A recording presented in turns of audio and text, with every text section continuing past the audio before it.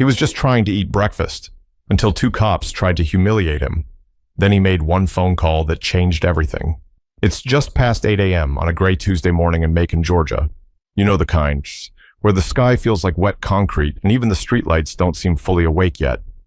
On Vineville Avenue, there's a tiny, no-frills diner tucked between a dry cleaner and a pawn shop, the kind of place where the coffee's never great, but the people make it worth sitting down. Clarence Dupree is already there, back against the wall, seat by the window. Same booth every week.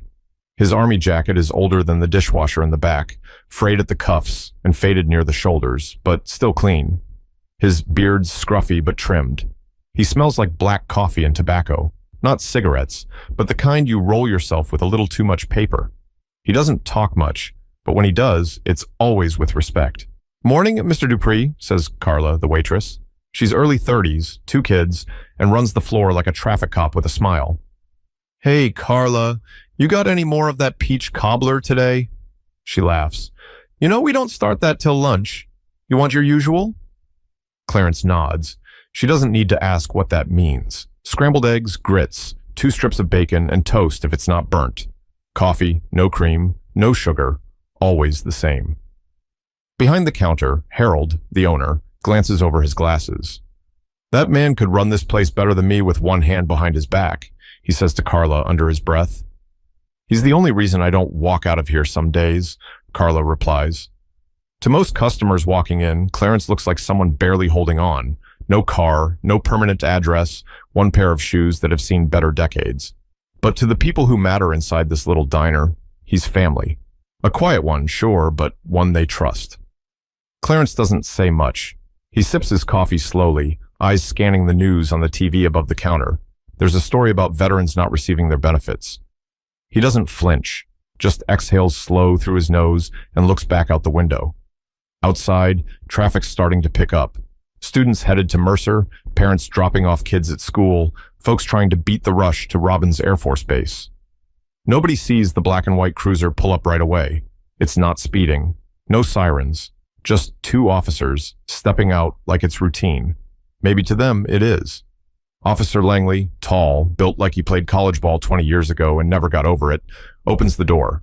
His partner, Officer Reese, short and square-faced with a clipboard under one arm, follows close behind. They walk in like they've done it 100 times, because they have. Carla sees them first and forces a smile. "Morning, officers. Usual table?" But they don't answer. Langley's eyes are already fixed on Clarence. "Sir," he says, walking over, "you a customer here?" Clarence blinks once, slow, then nods. "I am." "You buy anything?" Reese asks. "Coffee. Breakfast on the way." Langley glances at the counter. "You got a receipt?" Carla steps in. "He's fine. He's here all the time." Langley doesn't look at her. "Did I ask you?" Carla's mouth opens, but Harold raises a hand from the back. "Don't, Carla," he says softly. Clarence doesn't move, doesn't raise his voice, doesn't flinch. "I paid. She took the order. You can ask her." Reese squints. "You carrying ID?" Clarence leans back, slow, reaches into his inside jacket pocket and pulls out an old leather wallet, edges cracked. He slides over a VA card. Langley takes one look and scoffs. "This is all you got?" "It's all I need." Reese gives a short laugh, like Clarence just told a joke only he finds funny. "Yeah, we'll see." But before they even ask him to leave, the diner falls quiet, and a pressure starts building, the kind that tells you something's about to go real wrong, real fast. Reese steps in closer, arms folded like he's sizing Clarence up for a mugshot. "How long you been here?" he asks. Clarence looks up at the clock on the wall. "About 30 minutes. Langley tilts his head. "And how long you planning on staying?" Clarence's eyes narrow just a little, but his voice stays calm. "Long enough to eat my breakfast, like everyone else." Carla slides the plate onto the table, trying not to make it look rushed. "Here you go, Mr. Dupree." Langley raises an eyebrow. "He already ordered?" Carla doesn't back down this time. "He comes in every Tuesday, pays cash, always polite. He's a regular, sir." Reese turns back to Clarence. "You homeless?" Clarence nods slowly. "I don't have a house, no. But I got a home in this town." Langley smirks. "You got smart answers, huh?" Clarence says nothing. He picks up his fork as if that'll make them go away, but it doesn't. You see, this is the problem, Langley says, looking around like he's addressing a crowd. People think they can just camp out wherever they want. Take advantage of kind folks like you all. That fair to everyone else in here? Nobody answers. Nobody wants to make it worse. A couple at the next table look down at their plates. A delivery guy waiting on a pickup shifts awkwardly near the door, but nobody says a word. Clarence cuts a piece of egg, chews, swallows, wipes his mouth with the napkin. I served in Iraq twice, came back, worked security in Alabama until my knees gave out. I get by. I don't steal. I don't beg. I pay for my food. So why are you talking to me like I broke into somebody's house? Langley chuckles, but there's no humor in it. Relax. Just doing our job, making sure everything's in order. Carla steps forward again, eyes sharp. Then check the register. He paid. I rang him up. What else do you need? But Langley ignores her. Reese pulls out a little notepad. Name? He asks. Clarence raises an eyebrow. It's right there on the card. I asked for your name, out loud, Reese repeats. Clarence sighs. Clarence Dupree. Date of birth? February 10th, 1968. Langley looks at Reese. Run it. Reese walks back toward the cruiser, muttering something under his breath. Harold finally steps out from behind the counter, wiping his hands on a towel. Officers, can I talk to you outside a moment? Langley waves him off. We're good, sir. No, you're not, Harold says, firmer now. That man has never caused trouble in my business. You got an actual reason to be here, or are we just harassing veterans now? Langley finally turns to him. Sir, we're responding to a complaint. Harold frowns. From who? Langley doesn't answer. He just shifts his weight from one foot to the other and keeps watching Clarence like he's waiting for him to mess up. Clarence finishes a bite of toast and pushes his plate slightly forward, as if to show he's done. He wipes his hands on the napkin and reaches into his jacket again. This time, he pulls out a scratched-up flip phone, the kind nobody uses anymore, except maybe someone like him. What's that? Langley asks, already sounding on edge. Clarence flips it open with one hand, presses a number on speed dial, waits. Harold leans in. Clarence. But Clarence just raises one finger as the line clicks. He puts the phone to his ear. Pause. Then calm as ever, he says, It's happening again. And just like that, everything in the room shifts. Because no one knows what that call means, but the silence it leaves behind, it's loud enough to rattle the windows. Langley narrows his eyes, watching Clarence like he just pulled a pin on a grenade. Who the hell did you just call? Clarence doesn't flinch, doesn't answer. Instead, he calmly closes the flip phone, sets it on the table next to his plate, and leans back. You said you were just doing your job, Clarence says, voice low, steady. Now I'm doing mine. Langley steps forward, puffed up now, hands on his duty belt. Sir, I'm going to need you to stand up and come outside with me.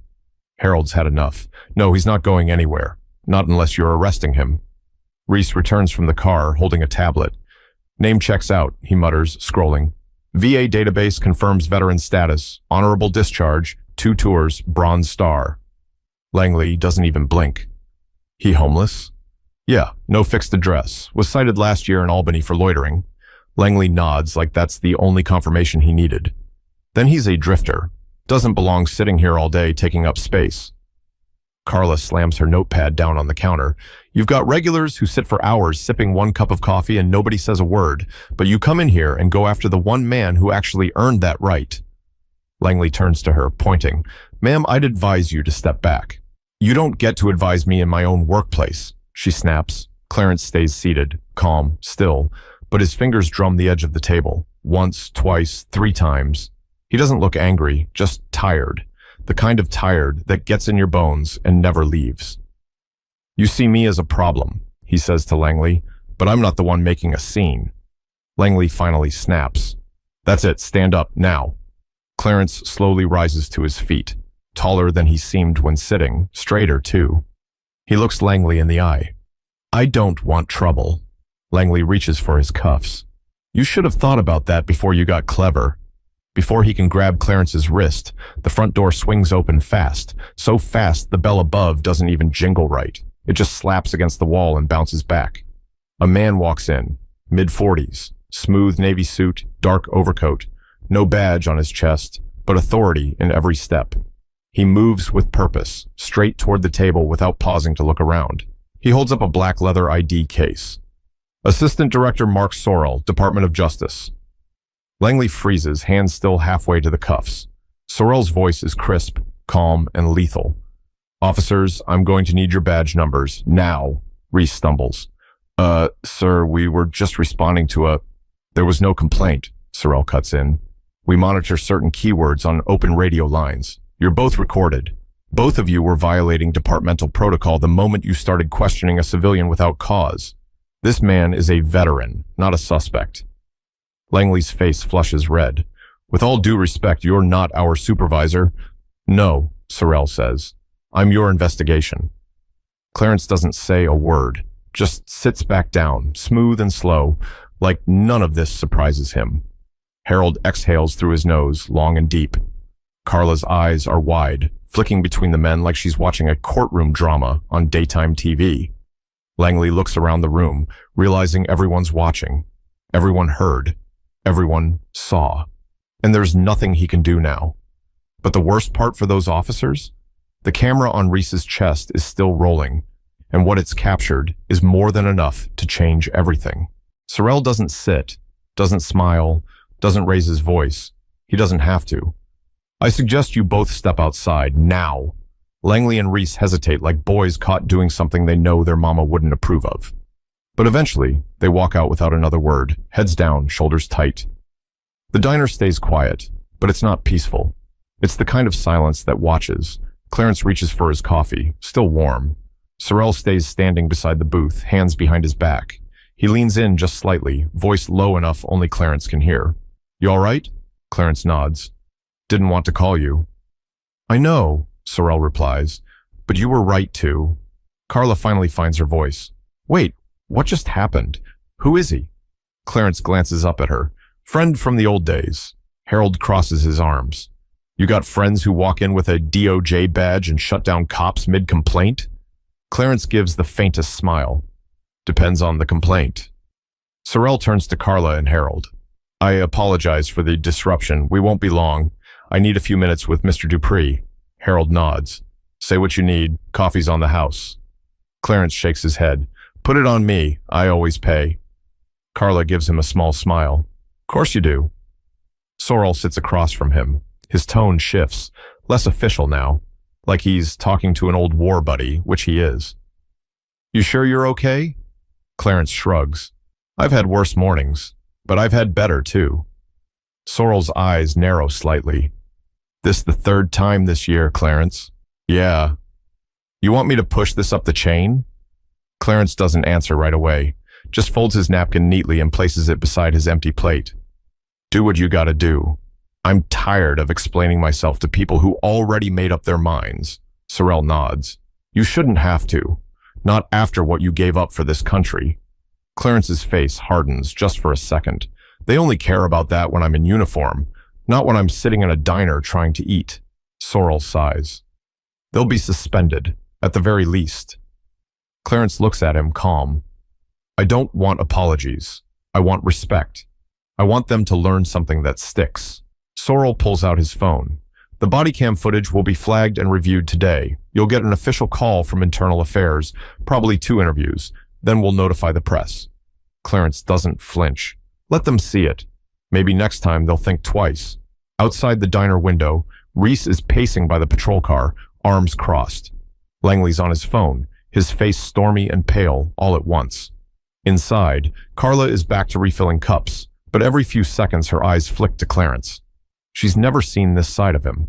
No one here has. And that's the thing about people like Clarence.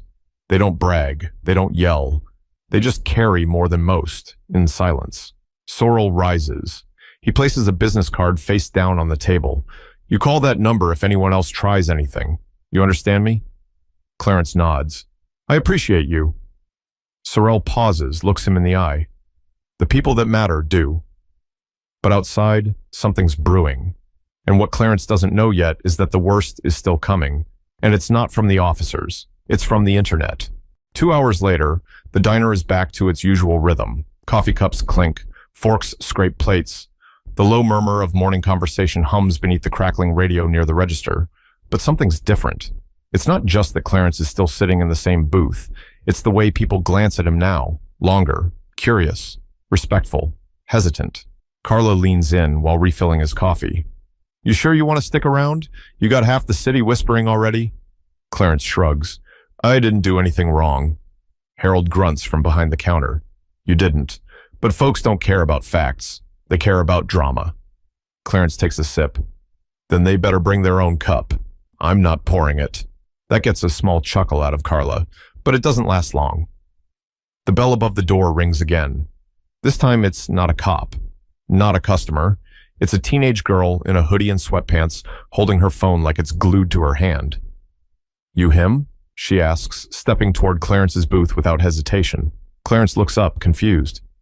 You're the guy from the video, right? The veteran at Henry's Diner? Clarence frowns. How do you... It's all over TikTok. Somebody posted the body cam footage, tagged the location. It's everywhere. My brother's in college and he saw it. Clarence leans back, jaw tight. That was fast. Fast? She laughs, incredulous. You're trending, man. People are pissed. Those cops? Twitter's eating them alive. Harold walks over, brow furrowed. Wait, who posted the footage? Don't know, but it's got over 400,000 views in like 2 hours. Carla puts a hand on her hip. What exactly does the video show? The girl scrolls and turns the screen. Here, look. On the tiny screen, Reese's body cam flickers to life. You can hear Langley asking Clarence for ID. You can hear Carla trying to speak up. You can see the moment Langley reaches for his cuffs. And then Clarence quietly pulls out his phone and makes the call. Then, Sorrell's arrival. It plays out like a scene in a movie. Clarence looks away. He doesn't like watching himself on screens. Feels like being peeled open in front of strangers. People are calling you a hero, the girl says. Like, silent warrior kind of hero.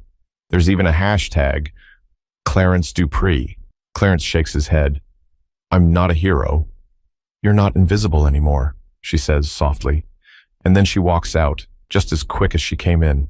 Carla pulls out her phone, taps around, then looks at Clarence. She's right. You're all over. There's articles popping up. Even a reporter from Savannah is asking for an interview. Clarence sighs. That's not what I wanted. You sure? Harold asks. Because maybe it's what we needed. People finally seeing what's been happening right under their noses. Clarence doesn't answer. He looks down at the VA card still sitting on the edge of the table. That little piece of plastic never got him a job. Never got him an apartment. Never even got him a thank you when he needed it most. But now it's viral content. And that feels complicated. But outside, behind the scenes, bigger forces are waking up. Because when the internet gets involved, stories don't just spread, they explode. By noon, Clarence's name isn't just floating around social media, it's running across the bottom of national news tickers. Local station WRBL picks up the footage, calling it another example of unchecked authority. CNN runs a short segment before lunch. By evening, the video's been clipped, stitched, remixed, and dissected by every online pundit with a webcam and an opinion. People want to know who this quiet, steady man is, where he came from, what he's been through, and how 2 local cops got so comfortable disrespecting him in broad daylight. They start digging. And that's when the truth about Clarence Dupree starts coming out. It begins with an old photo, black and white, grainy, taken somewhere in Fallujah. Clarence standing beside 2 other men in full combat gear, sand-crusted on their uniforms, rifles slung over their shoulders, exhaustion in their eyes. The caption reads, Operative Clarence Dupree, Task Force Wolfhound, 2006. The internet doesn't know what Task Force Wolfhound is, so they dig deeper. Turns out, it was a covert joint operations unit that handled hostage recovery missions, classified work.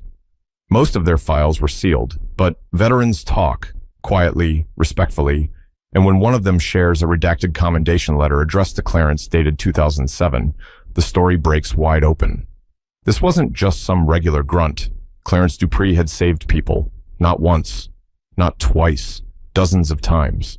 There are no interviews with him on record, no medals hung on any wall, no speech or ceremony, just a paper trail of excellence hidden in silence. Back in the diner, Clarence doesn't have a clue how far things have gone. He doesn't do Twitter, doesn't care for TikTok. He's sitting in the same booth, flipping through a local newspaper that doesn't even have the story yet. Sorrel calls again. "You might want to prepare yourself," he says. "For what?" Clarence asks.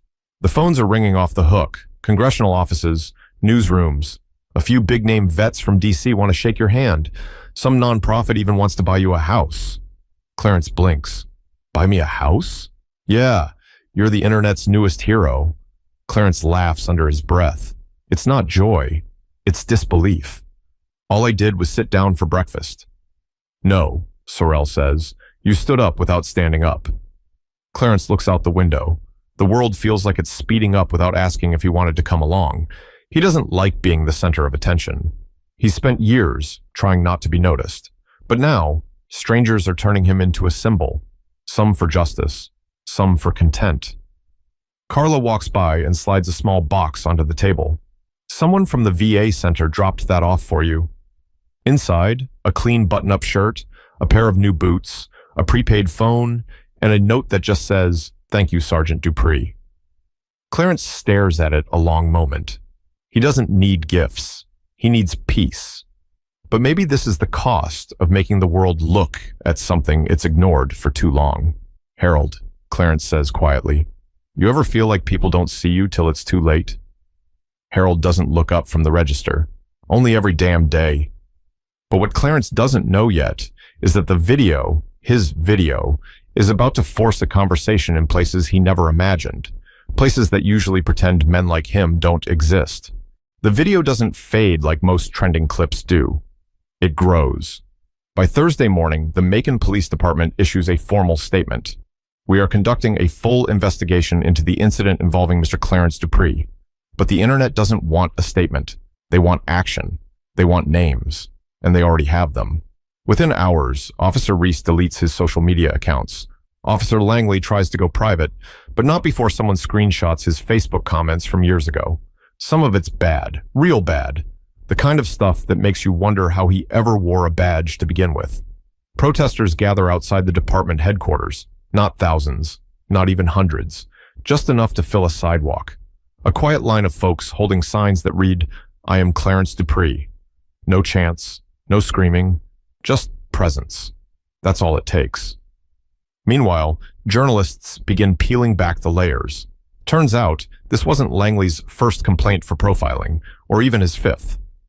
There were reports, filed and forgotten. Citizens who didn't know who to call.